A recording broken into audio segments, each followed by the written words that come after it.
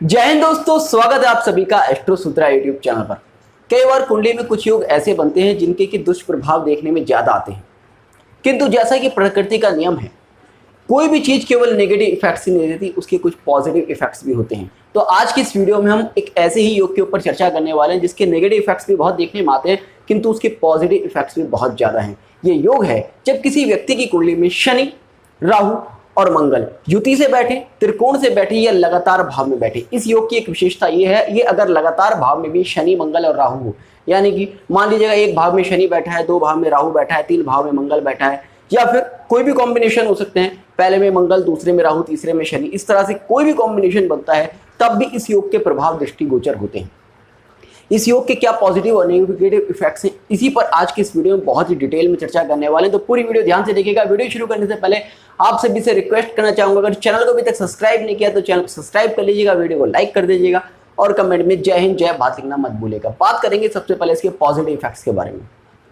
शनि राहु, शनि मंगल, मंगल राहु, इन युतियों को अक्सर negative effects देने वाली युति ही ज्योतिष में माना गया है। मैंने भी अपनी प्रीवियस वीडियोस में कहा है कि ये युतियां बहुत अच्छे रिजल्ट्स नहीं देती, मगर अगर किसी व्यक्ति को एक बड़ा इंडस्ट्रियलिस्ट बनना है, किसी व्यक्ति को मशीनरी लाइन में बहुत बड़ा वर्क करना है, किसी को बहुत बड़ी फैक्ट्री लगानी है, तो उसकी कुंडली में ये योग होना बहुत जरूरी है। अगर आपकी कुंडली में ये योग नहीं है तो आप बड़ी फैक्ट्री के मालिक तो कभी बन ही नहीं सकते, बड़े इंडस्ट्री में काम कर ही नहीं सकते। आप जितने भी इंडस्ट्रियलिस्ट लोगों की कुंडलियाँ देखेंगे, जितने भी बड़े इंजीनियर्स की कुंडली देखेंगे, जितने भी ऐसी लोगों की कुंडली देखेंगे जो मशीनरी से रिलेटेड, बड़ी मशीनरी से रिलेटेड वर्क करते हैं, उनकी कुंडलियों में आपको ये योग मिलेगा ही मिलेगा। क्यों? क्योंकि शनि आपके प्रोफेशन का कारक, मंगल है मशीनरी और राहु शो करता है बड़ी मशीनरी को, यानी कि बड़ी मशीनरी से रिलेटेड अगर आपको वर्क करना है तो आपकी कुंडली में ये योग होना बहुत ही ज़्यादा जरूरी है। साथ ही साथ अगर आपको इस तरह की इंडस्ट्री लगानी है जिसमें कि रॉ मटेरियल का बहुत ज़्यादा यूज होता हो, तो उसके लिए भी आपकी कुंडली में ये योग होना बहुत ज़्यादा जरूरी है, क्योंकि राहु रॉ मटेरियल को शो करता है। अगर आपको टायर बनाने की फैक्ट्री लगानी है तो भी आपकी कुंडली में ये योग होना बहुत ज़्यादा जरूरी है। अगर आपको रेलवे डिपार्टमेंट में जॉब चाहिए तो भी आपकी कुंडली में ये योग होना बहुत ज़्यादा जरूरी है। स्पेशली जो लोग रेलवे में ड्राइवर होते हैं, उनकी कुंडली में ये योग बहुत ज़्यादा प्रभाव में देखा गया है। कोई भी पर्सन मैंने अभी तक ऐसा नहीं देखा जिसकी कुंडली में वो रेलवे में ड्राइवर हो और ये योग ना हो, या फिर जो ड्राइविंग से रिलेटेड काम करते हो, या फिर कोई ऑटोमोबाइल इंडस्ट्री में हो, उनकी कुंडली में ये योग बहुत ज़्यादा होता है। फोटोग्राफी से रिलेटेड प्रोफेशन में भी ये योग बहुत अच्छा वर्क करता है। किंतु आप देखेंगे जब किसी व्यक्ति की कुंडली में ये योग बनता है तो ऐसे लोगों को अपने वर्क प्लेस पर कहीं ना कहीं प्रॉब्लम आती है। ऐसे लोग बहुत आसानी से अपने वर्क में सेट नहीं हो पाते। 30 साल की एज तक तो जनरली इन लोगों को सफलता नहीं मिलती, और कितने भी धनाढ़ परिवार में ये लोग जन्म ले ले, उनको अपनी लाइफ में एक बार बहुत ज़्यादा स्ट्रगल जरूर करना पड़ता है, और इस तरह की कंडीशन आ जाती है कि उनको लगता है कि यार मेरे बस की तो शायद कोई काम धंधा है या है ही नहीं, मैं कोई भी काम करता हूँ उसमें प्रॉब्लम्स आती ही आती हैं। आप देखेंगे जब किसी की कुंडली में योग बनता है, उस व्यक्ति को अपनी लाइफ में एक बार जॉब जरूर करनी पड़ती है। 30 साल की एज तक तो लगभग वो जॉब में होते ही होते हैं, उसके बाद वो शायद अपनी कोई इंडस्ट्री वगैरह डाल सकते हैं। एक बार वो दूसरे के सबऑर्डिनेट होकर जरूर काम करते हैं। इस योग की खासियत है कि ये योग सबऑर्डिनेट होकर काम कराता जरूर है। जिस भी कुंडली में ये योग मिलेगा, ऐसे लोग आपको ये शिकायत करते हुए जरूर मिलेंगे अपनी लाइफ के एक फेस में तो कम से कम कि यार मेरा कोई काम धंधा सेट नहीं हो रहा।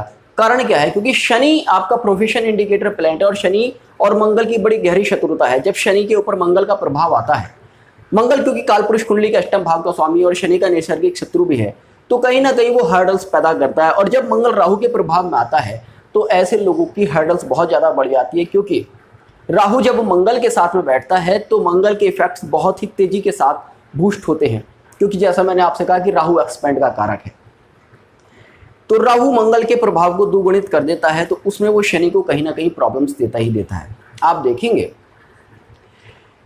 इन लोगों को फाइनेंशियली प्रॉब्लम भी 30 साल की एज तक जरूर रहती है। उसके बाद जैसी उनकी कुंडली में स्थिति है, उसके बाद उनकी तरक्की होती चली जाती है, और कई बार ऐसे लोग बड़े इंडस्ट्रियलिस्ट बन जाते हैं। अगर इनकी फैमिली की अगर बात करें तो आप देखेंगे इनके दादा कहीं ना कहीं आर्मी से रिलेटेड किसी वर्क में अक्सर देखे गए हैं, आर्मी से रिलेटेड किसी वर्क में देखे गए मिलेंगे, या फिर किसी बड़े इंडस्ट्री वगैरह में वर्क करते हुए मिलेंगे, मगर इनके दादा बहुत ज़्यादा संपन्न कई बार नहीं होते, उनको भी अपनी लाइफ में बहुत ज़्यादा हार्डशिप का सामना करना पड़ता है। आप देखेंगे जिन लोगों की कुंडली में ये योग है, उन लोगों को अपनी फैमिली में पैतृक संपत्ति की प्राप्ति के लिए भी बहुत ज़्यादा कई बार जूझना पड़ता है। भाई वगैरह उन लोगों से हिस्सा वगैरह मांगते हैं। पैटर्नल प्रॉपर्टी में कहीं ना कहीं डिस्प्यूट्स होते ही होते हैं भाइयों के बीच में। भाइयों के बीच में बहुत ज़्यादा डिस्प्यूट्स मिलते हैं और मैरिड लाइफ में भी इन लोगों को बहुत ज़्यादा सुकून नहीं मिलता। जनरली इन लोगों की शादी लेट होती है। मैं तो कहूँगा कि जिस भी कुंडली में ये योग है, उस कुंडली में उस व्यक्ति को जब भी शादी करने का एज सुन एज पॉसिबल मौका मिलता है, उनको शादी कर लेनी चाहिए। अदरवाइज कई बार ये कॉम्बिनेशन बहुत ज़्यादा लेट शादी करा देता है और उनकी मैरिड लाइफ बहुत अच्छी नहीं होती, क्योंकि मंगल आपकी पौर शक्ति का कारक, और मंगल पर जब शनि और राहु का प्रभाव आता है, दोनों ही स्लो मोशन प्लैनेट हैं, दोनों ही डिले करते हैं, तो ऐसे में शादी को डिले कर देते हैं। इसलिए कई बार होता है कि आपके पास एक अच्छा खासा शादी का ऑफर है और आप उसको लेट कर देते हैं या टाल देते हैं, तो उस कंडीशन में आपको कर लेनी चाहिए। एस्ट्रोलॉजी का यही यूज़ है कि अगर आपको इस तरह का कॉम्बिनेशन दिख रहा है कि आपकी शादी लेट हो सकती है, तो सही टाइम पर जब भी मौका मिले आप कर डालें। ऐसे लोगों का अपनी वाइफ के अलावा भी अक्सर देखा गया है कि कहीं ना कहीं किसी लेडी से रिलेशन जरूर होता है, और कई बार इस अपनी एज से बड़ी लेडीज़ के साथ में या किसी विधवा स्त्री के साथ में उनके रिलेशंस देखने के लिए मिले हैं।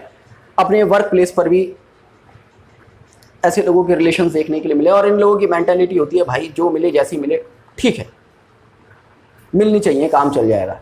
इस तरह की थोड़ी सी इन लोगों की मेंटालिटी होती है।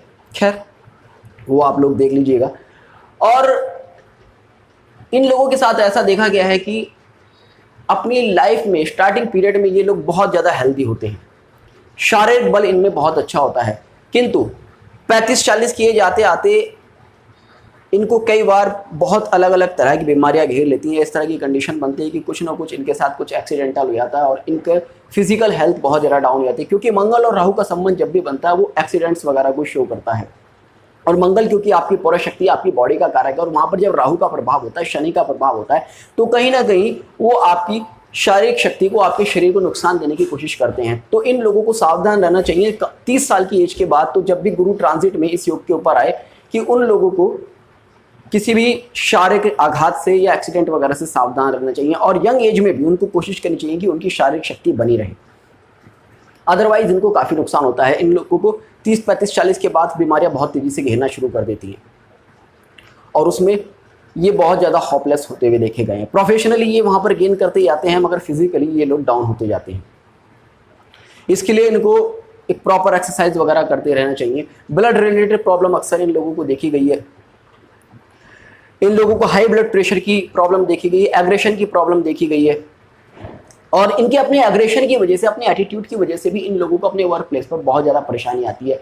क्योंकि शनि आपके स्लेव्स का, आपके नौकरों का भी कारक है, राहु भी आपके नौकरों का भी कारक है। तो ऐसा भी देखा गया कि ये लोग अक्सर ये शिकायत करते हैं कि भाई मैं जहाँ भी काम करना चाहता हूँ वहाँ पर लोग मेरा साथ नहीं देते। अक्सर ये लोग शिकायत करते हैं, मगर होता क्या है, जो देखा गया है कि इनके एटीट्यूड की वजह से, इनकी नेचर की वजह से लोग इनको सपोर्ट नहीं कर पाते। तो आप की कुंडली में अगर ये योग है तो आप थोड़ा सा कोशिश कीजिएगा कि आप जहां भी वर्क करें वहां पर इस तरह की आपकी नेचर ना हो कि लोग आपका सपोर्ट ना करें। कई बार ये लोग अपने बॉस के साथ ही झगड़ा करना शुरू कर देते हैं, अपने सीनियर्स की बहुत ज़्यादा इज्जत नहीं करते, क्योंकि मंगल जो एग्रेशन का कारक है वो शनि के ऊपर कमांड करके रखता है, आपके प्रोफेशन के ऊपर कमांड करके रखता है। तो उसमें इस तरह की नेचर हो जाती है कि वर्क प्लेस पर अपना एटीट्यूड दिखाते हैं। तो वो चीज़ें अगर आप कंट्रोल करके रखेंगे तो आपका प्रोफेशनल प्रॉब्लम जो है वो बहुत हद तक सॉल्व हो जाएंगे। अगर इन लोगों की हेल्थ के बारे में और बात करें तो इनको ऑर्थराइटिस से रिलेटेड प्रॉब्लम्स भी बहुत बार देखी गई, जॉइंट पेन्स वगैरह की इन लोगों को बहुत ज़्यादा समस्या देखी गई है। क्योंकि शनि भी वायु तत्व ग्रह है, राहु भी वायु तत्व ग्रह है, और मंगल आपकी बॉडी पर, इस पर इनका बहुत ज़्यादा इफेक्ट आ जाता है। संतान होने में भी इन लोगों को कई बार देखा गया है बहुत ज़्यादा प्रॉब्लम होती है। अगर सूर्य का प्रभाव यहाँ पर आ जाए या सूर्य के ऊपर इस योग का गोचर हो जाए तो बहुत ज़्यादा प्रॉब्लम्स होते हुए देखी गई हैं। तो इन लोगों को अक्सर ये कोशिश करनी चाहिए कि ये लोग कहीं ना कहीं इस तरह की एक्टिविटीज़ में संलग्न रहें कि इनको ये फिज़िकल प्रॉब्लम्स ना आए, और इनकी संतान भी किसी गलत रास्ते पर ना जाए। अगर इनके फिजिकल अपीयरेंस की अगर बात करें तो आप देखेंगे इनके दांत आपको टेढ़े मेढ़े मिलेंगे। अक्सर इन लोगों के ऐसा देखा गया कि इन लोगों के दांत बाहर होते हैं, जिगजैग होते हैं। कई बार अगर यहाँ पर गुरु का पॉजिटिव इफेक्ट है तो नहीं भी होते, मगर जनरली देखे गए हैं। और क्योंकि फीमेल चार्ट में मंगल आपके पति का कारक है, तो ऐसी फीमेल्स को अपने हस्बैंड की तरफ से कई बार प्रॉब्लम देखने के लिए मिली है। ऐसी फीमेल्स के हस्बैंड्स अक्सर देखा गया है थोड़ा क्रूरल टाइप के नेचर के होते हैं, थोड़ा इस तरह के नेचर के होते हैं, किसी की सुनते नहीं है। जो एब्यूसिंग नेचर वाले हस्बैंड अक्सर देखे गए हैं वो इन लेडीज़ के देखे गए हैं। और मेरी लाइफ में तो जैसे मैंने आपसे कहा कि मेल हो या फीमेल हो, कहीं ना कहीं प्रॉब्लम्स देता है। अगर किसी का 7th लॉर्ड बहुत अच्छा है या 7th हाउस बहुत अच्छा है तो पॉसिबिलिटीज़ है कि उसकी मैरिड लाइफ अच्छी हो। अदरवाइज इस तरह की देखी गई है। और ऐसी लेडीज़ का हस्बैंड भी अक्सर देखा गया है कि वो किसी जॉब में होते हैं और किसी इंडस्ट्रियल जॉब में होते हैं, इसके बहुत ज़्यादा चांसेस होते हैं। होपफुली आपका आज का ये वीडियो पसंद आया होगा, तो जुड़े रहेगा एस्ट्रो सूत्र के साथ। मिलते हैं नेक्स्ट वीडियो में, तब तक के लिए जय हिंद जय भारत।